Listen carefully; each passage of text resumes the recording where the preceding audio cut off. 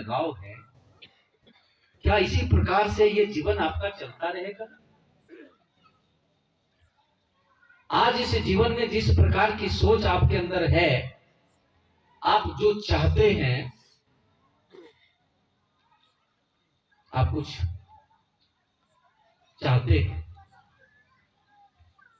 बहुत कुछ चाहते हैं। आज जिस अवस्था में आप हैं, जिस स्थिति परिस्थिति में आप हैं, आप बहुत कुछ चाहते हैं।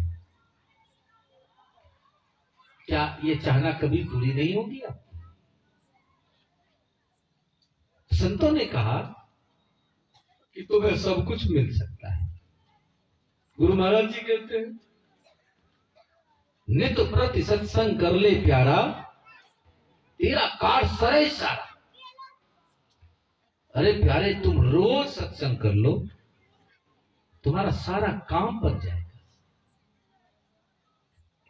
सारा काम बन जाएगा मतलब, सारा काम बनने से मतलब, काम बनना तब तक नहीं माना जा सकता है जब तक आपके जीवन में दुख का लेस मात्र भी है। थोड़ा भी दुख है तो काम नहीं बना। इसलिए गुरु महाराज जी कहते हैं, जो चाहो उद्धार को, तो संतों के मत में आना पड़ेगा। संत मता बिनु गति नहीं, सुनो सकल दे कान। ऐ संसार के लोगों, कान खोल के सुन लो, जो चाहो उद्धार को, बनो संत संतान। यदि उद्धार चाहते हो, दुख से पूर्णतः निवृत्त होना चाहते हो, तो संतों का संतान बनो, अर्थात संतों के विचार में आओ, संतों के मत को स्वीकार करो। इसलिए श्री रामचरितमानस में कहा गया, मति की रति गति भूत भलाई, जब जही जतन जहां जही पाई, सो जानब सत्संग प्रभाव, लोक वेद न आन पाऊ। सबसे पहली चीज मति।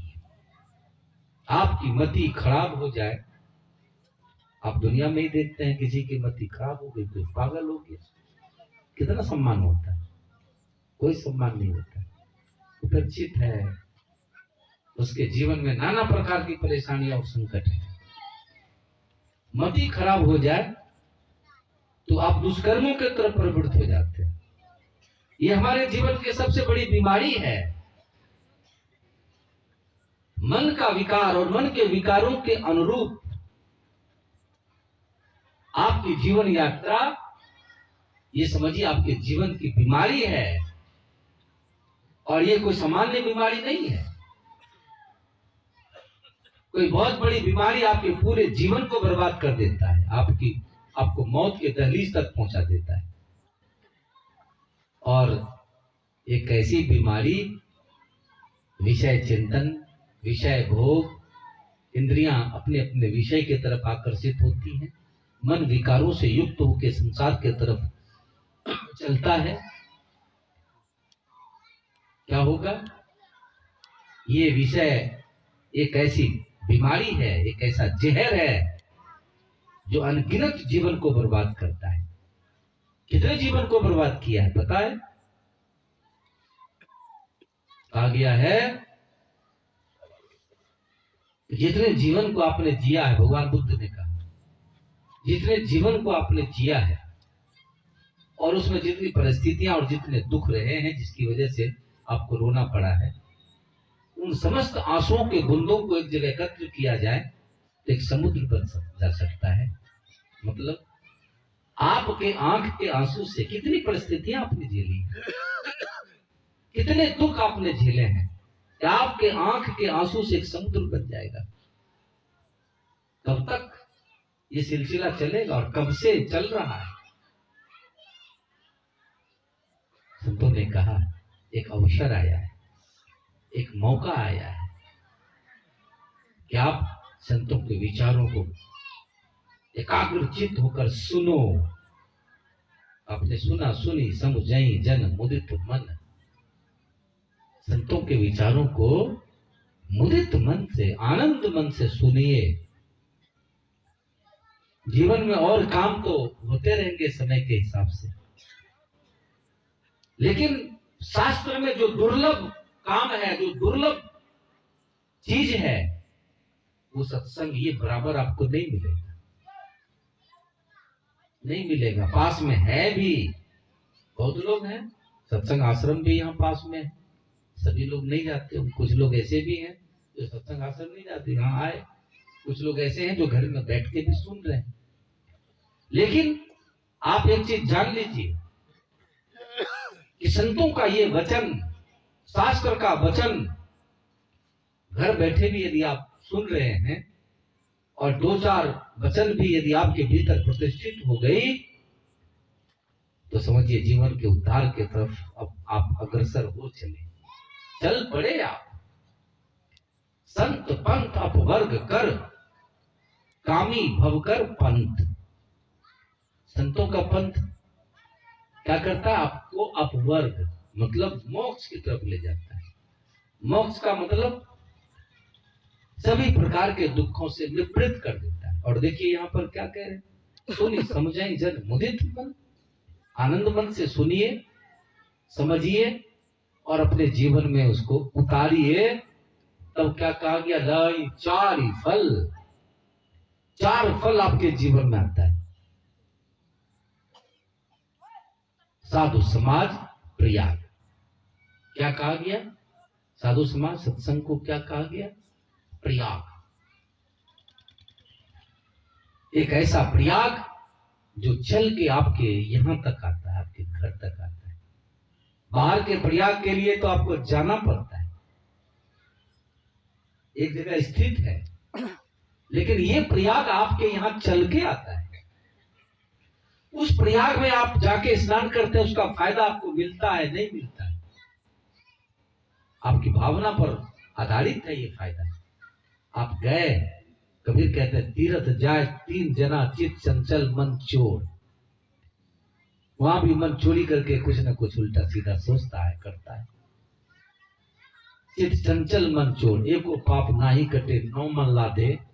और गए वहां, और देखिए बहुत पुरानी बात तो छोड़ दीजिए, पुराने पाप को तो छोड़ दीजिए आप।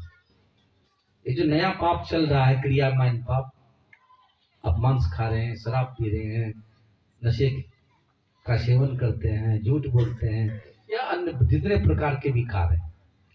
आप त्रिवेणी संगम पर स्नान करके जब लौटे, ऐसा हुआ कि ये जो नया ताजा पाप है, एक पाप छूट गया। तंबाकू खा रहे थे तो खाते हुए वापस हुए, शराब पी रहे थे तो वापस ऐसे हुए, मांस खा रहे थे तो वापस हुए तो मांस ही खा रहे। तो पुराने की बात तो छोड़, नया जब नहीं धुला तो पुराना कहां से धुलेगा। लेकिन इस प्रयागराज की महिमा देखिए। आप लोग यहाँ पर जितने उपस्थित हैं, कोई मांस खाते थे, शराब पीते थे, बीड़ी पीते थे, अन्य प्रकार का विकार हमारे साथ था।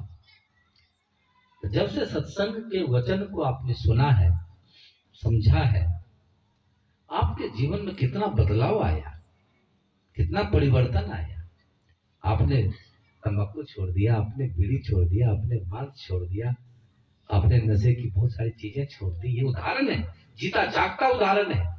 ऐसा नहीं कि कोई कहेगा तब आप यकीन करेंगे। अपने से सवाल कीजिए, आपको क्या लाभ मिला? कैसा लाभ मिला? संसार का लाभ तो जरूर मिला। मांस के पीछे, शराब के पीछे जितने पैसे आप बर्बाद करते, जितने पैसों का आप व्यय होता, वो आपकी बच गई। देखिए आर्थिक लाभ। एक डॉक्टर साहब थे कैराने के, लड़के के लिए 5-6 लड़की हो गई। तो मुझे बुखार आया था तो मैं उनके क्लिनिक पर गया। कुछ लोग आध्यात्मिक सवाल की चर्चा चल रही थी, डॉक्टर साहब भी अपना इंजेक्शन भी लगा रहे हैं, तो मेरी बात को सुन भी रहे। 11 साढ़े 11 बजे रात तक उनका क्लिनिक चलता है। तो उन्होंने कहा कि महाराज जी ऐसा एक दिन में तो मौका नहीं मिलता, और यहाँ पेशेंट को देखते हुए सही तरीके से सुन भी नहीं पाता, पर रात में टाइम दे सकते हैं। मैंने कहा जरूर। बोले 10 बजे रात से टाइम दे दीजिए, मेरा सत्संग 10 बजे रात से शुरू। 11 साढ़े 11 बजे रात तक उनके यहाँ सत्संग चला, बातें कुछ समझ में आई। मैंने कहा डॉक्टर साहब आप मांस खाते हैं, सिगरेट पीते थे, 2-3 डब्बा सिगरेट पी जाते थे, तो मैंने कहा कि आप ये सब चीज छोड़ दीजिए। कहने सुनने से जब बहुत बातें समझाई गई तो मांस खाना छोड़ दिया, लेकिन सिगरेट की आदत नहीं गई। एक बार मैं लेके चला गया उन्हें ऋषिकेश धीरेन्द्र ब्रह्मचारी जी के कुटिया पर। मैंने थोड़ा सा उनको कन्विंस कर दिया कि बाबा ये सिगरेट पीते हैं, थोड़ा सा कुछ ऐसा जुगाड़ लगाइए, सिगरेट छोड़ दें। धीरेन्द्र ब्रह्मचारी जी कहते हैं कि डॉक्टर साहब मुझे एक चीज चाहिए, आप देंगे? तो हाँ महाराज जी आप हुक्म कीजिए, मुझे सिगरेट चाहिए। तो जो पैकेट था जेब में, उसमें से निकाल के एक सिगरेट उनके तरफ ऐसे बढ़ा दी। बोले एक सिगरेट से मेरा काम नहीं चलेगा, पूरा का पूरा पैकेट दे दिए। डॉक्टर साहब आपने सिगरेट मुझे दे दिया? बोले हाँ महाराज, उसने तो सोचा कि बस एक पैकेट ही दिया ना। हाँ महाराज जी आपको मैंने दे दिया। तो बोले दे दिया का मतलब समझते हैं? दे दिया, अब आपके पास नहीं रहा ये, मतलब सिगरेट आप नहीं पिएंगे इसके बाद। और मजबूरी में डॉक्टर साहब को हाँ करना पड़ गया कि नहीं पिए। मैंने कहा डॉक्टर साहब आप सिर्फ मांस और सिगरेट के पैसे को आप इकट्ठा करते जाइए। तब से लगभग 9 साल में एक लड़की की शादी हो गई उसी पैसे से। आप अपने जीवन में जितना दुरुपयोग करते हैं अर्थ का, बाकी चीज का, आपके प्रति जो स्नेह सम्मान होना चाहिए इन विकारों के कारण नहीं होता है।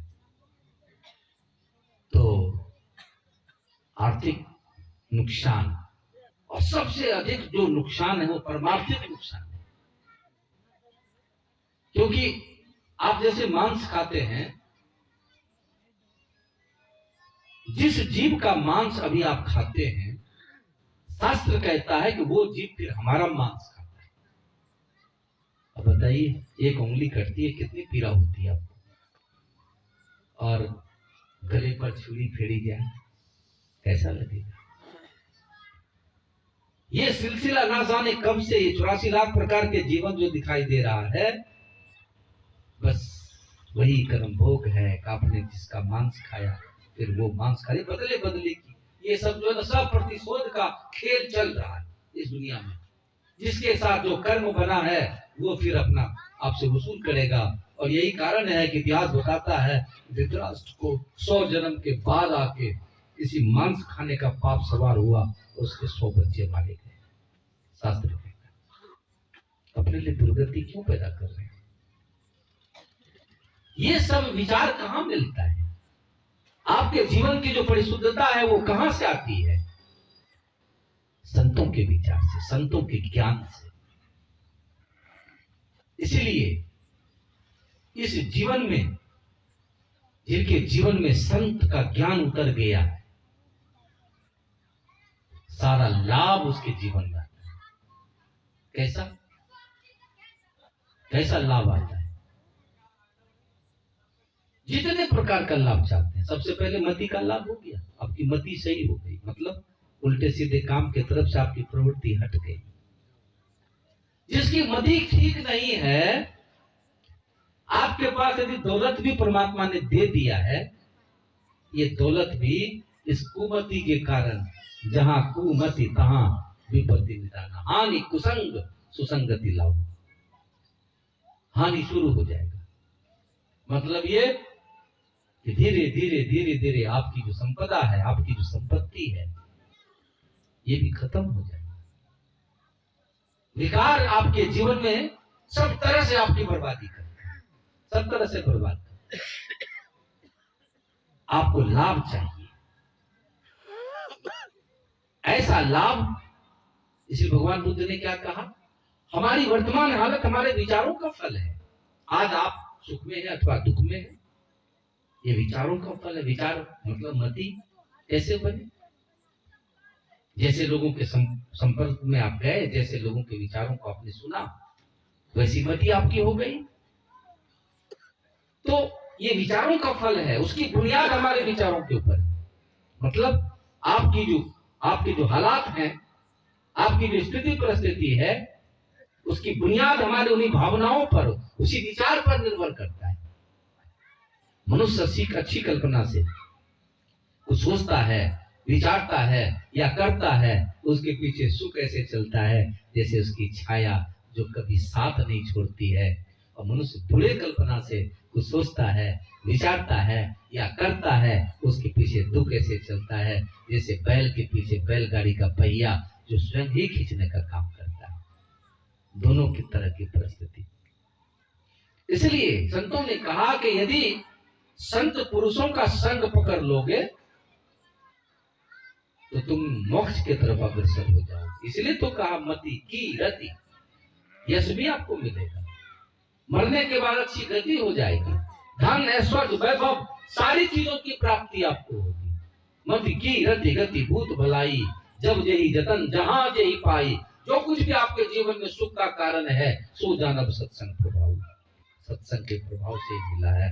लोको वेद न आनु पाओ, दूसरा कोई उपाय नहीं, कोई उपाय नहीं। मतलब ये कि आपके जीवन में सहयोग, सहानुभूति, प्रेम, ये जो कुछ भी मिल रहा है, सम्मान, ये सब आपके सत्कर्मों का ही परिणाम, आपकी सुमति का परिणाम।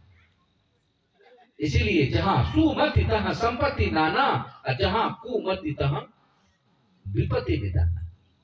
विपत्ति आपदा पर आपदा, आपदा। बहुत लोग कहते हैं महाराज जी क्या करें, मतलब एकल परसों कहीं गए, बोले बहुत दुखी है, बहुत दुखी है। नगुचिया गए थे, बहुत दुखी है। उन्होंने कहा बहुत दुखी है तो सुख जिस तरफ है उस तरफ चलिए, उस तरफ की सोच बनाइए। संत सुखी मन जीती हो, संत लोग मन को जीत के सुखी होते हैं।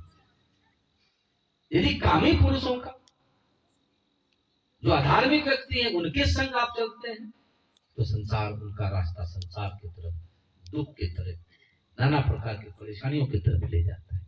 लेकिन संतों का जो मार्ग है वो आपको मोक्ष की तरफ ले जाता है, सभी प्रकार के दुखों से मुक्ति की तरफ ले जाता है। एक भौड़ा एक भुंड में दोस्ती हुई। भुंड मतलब ये जो गोबरेला आपने देखा होगा, खेत में गंदा गोला बना के, गंदगी का गोला बना के लुढ़काते हुए अपने खेतों में देखा होगा। आकृति उसकी होती है भौड़े जैसी, साइज में थोड़ा छोटा होता है, भौड़ा कुछ बड़ा होता है। दोनों में दोस्ती हुई तो उस भुंड ने कहा कि मित्र, मित्रता तभी पक्की और टिकाऊ होती है जब हम एक साथ कुछ दिनों तक रहें, एक दूसरे को समझें, एक दूसरे के विचारों में हमारा तालमेल बन जाए, तभी मित्रता पक्की और टिकाऊ होती है। तो कल का आमंत्रण रहा हमारे यहाँ। भौरा जब निर्धारित समय पर पहुंचा भुंड के यहाँ, अपने मित्र के स्वागत के लिए भुंड ने नाना प्रकार की गंदगी इकट्ठा करके रखा था, क्योंकि दिन रात उसकी सोच, उसकी गति, उसका मंजिल सब गंदगी ही था। नाना प्रकार की नई ताजी गंदगी सब ला के इकट्ठा करके रखा हुआ था अपने मित्र के स्वागत के लिए। भौरा आया, भौरे ने कहा कि मित्र, मैं तो तुम्हारे यहाँ आया था, कुछ दिनों तक रहूंगा या ज्यादा देर तक मैं रह नहीं सकता, मेरी नाक बदबू से फटी जा रही है, मैं जा रहा हूं यहाँ से, कल तुम मेरे यहाँ। निर्धारित समय पर भुंड पहुंचा भौरे के यहाँ। अपने मित्र के लिए भौरे ने बहुत सुंदर फूल का चयन किया था, ले जाके बिठा दिया। ऐसी खुशबू से कभी भुंड को मुलाकात नहीं हुई, तो दिन रात गंदगी में रहना सहना होता था, मुलाकात नहीं हुई थी। बैठा तो मस्त हो गया, मस्त हो गया। इस पुल पर से घोड़े के साथ दूसरे पुल पर भी जाना है, इस बात को भूल गया। शाम हुई, पंखुड़ी सिमट जाता है, घोड़े कहीं और रह गए। सुबह होने पर पुजारी आया और उस पुल को तोड़ के ले जाके मंदिर में चढ़ा दिया। जब सूर्योदय हुआ, पंखुड़ियां फैलती हैं। उसने देखा, अरे मैं तो देवताओं के सम्मुख हूँ, बहुत प्रकार की ध्वनि हो रही है, शंख ध्वनि हो रही है, घड़ियाल घंटे की आवाज हो रही है, नाना प्रकार की अच्छी अच्छी ध्वनि हुई, बड़ा आनंद आया। लेकिन दोपहर के बाद क्या हुआ कि उस पुल को उठा के ले जाके, गंगा बगल में थी, ले जाके प्रवाहित कर दिया। उस गंगा के धार में वो पुल बहता हुआ जा रहा है, लेकिन पुल से इतना आसक्त था, इतना पसंद आया उसे कि अब भी कभी पुल पर चढ़ता है, कभी पानी में गोता लगाता है, कभी पुल पर चढ़ता है, कभी पानी में गोता लगाता है। बहता हुआ जा रहा, अचानक घोड़े को याद आई, अरे अपने मित्र को जिस पुल पर बिठाया था, दूसरे पुल पर भी ले जाना है। आके देखा तो वो पुल नहीं है। रोज पुजारी मंदिर में तोड़ के ले जाता है, ढूंढता हुआ मंदिर में गया, वहां भी नहीं मिला। पुजारी प्रवाहित करता है गंगा में, ढूंढता ढूंढता वहां पहुंचा जहां बुंड उस पुल पर बैठा था, बड़ा ही अलमस्त था। घोड़े ने कहा, यार मैं तुम्हें कहाँ कहाँ नहीं ढूंढा, बहुत दूर दूर ढूंढते ढूंढते मैं तुम्हारे पास तक आया हूँ, तुम्हें दूसरे पुल पर भी तो बिठाना है, चलो मेरे साथ। अब उस बुंड ने क्या कहा, यार नीच मति, नीच गति, नीच गृह में बास, भौरे की संगत मिली, पुनि पायो पास सुबास। हे मित्र, तुम्हारे संगति का ही परिणाम था, मैंने बहुत बढ़िया खुशबू पाया, बास सुबास। हे मित्र, तुम्हारे संगति का ही ये परिणाम था कि पहुंचो ठाकुर द्वार, दर्शन पाकर प्रेम से बारहो सुख अपार। मैंने वहां दर्शन किया, बहुत सुख लगा। अब तो गंगा जल बिखे, करके मैं स्नान, चला जात वैकुंठ को सांचे निमित सुजान। अब तो गंगा के जल में प्रवाहित होता हुआ वैकुंठ को जा रहा हूं। हे मित्र, बहुत बहुत धन्यवाद। अब ये तो एक रूपक है, असल बात क्या है? असल बात यह है कि संत रूपी भौड़ा, संसार के विषय में मस्त रहने वाले हम जैसे लोगों से जब संपर्क होता है, समझिए गुंड है, क्या होता है?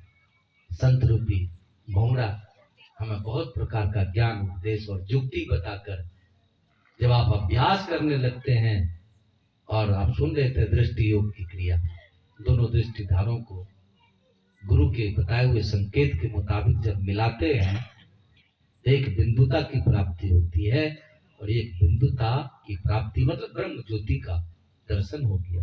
हम लोग रोज आरती में गाते हैं, कोटि भान शरीर तेज उजाली। एक बिंदुता की प्राप्ति, ब्रह्म ज्योति की प्राप्ति हो गई, और साधक जब उस पर आसीन होता है, उसकी प्राप्ति करता है, वो भी मस्त हो जाता है। और फिर वहीं तक नहीं,